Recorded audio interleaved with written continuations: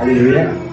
Ama naming makapangyarihan sa lahat, pinupuri po ka namin at sinasamba sa oras po ito.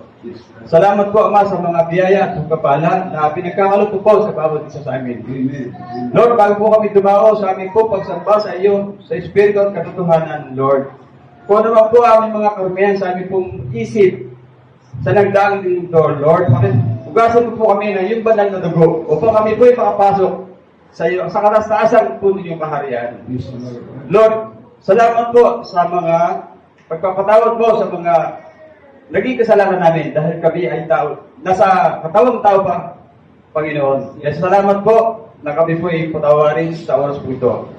Ganon din po aking mga kapatid na narito ngayon, kung ano po ang kanilang mga pangangailangan sa araw-araw, Lord. Dinadalain ko sa iyo na alam ko po na ito po ay pagkakaloob.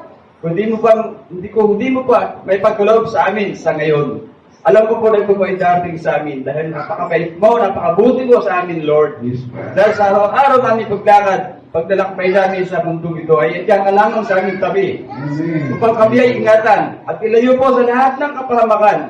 Dahil ang Diablo ay maaaligid lang sa atin.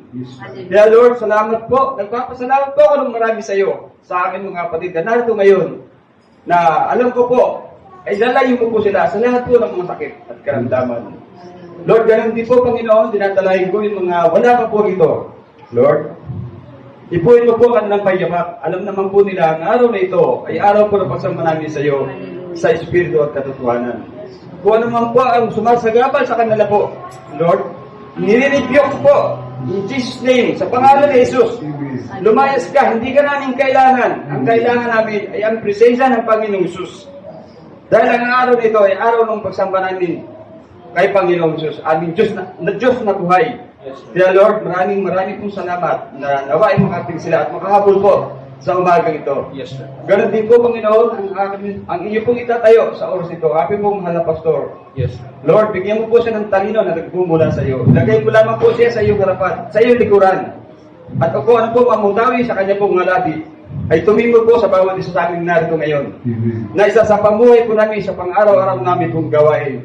Maging ang kanya pong pamilya, Lord, iingatan po sa lahat ng kasakit at karamdaman. Alam ko po, pinagkakalog niyo sila ng biyaya at pagpapala. Kaya Lord, nagpapasalamat po ko sa iyo sa umagang ito, Lord. Binabalik po lahat sa iyo ang papuri at pasasalamat sa tanging pangalan ng Jesus.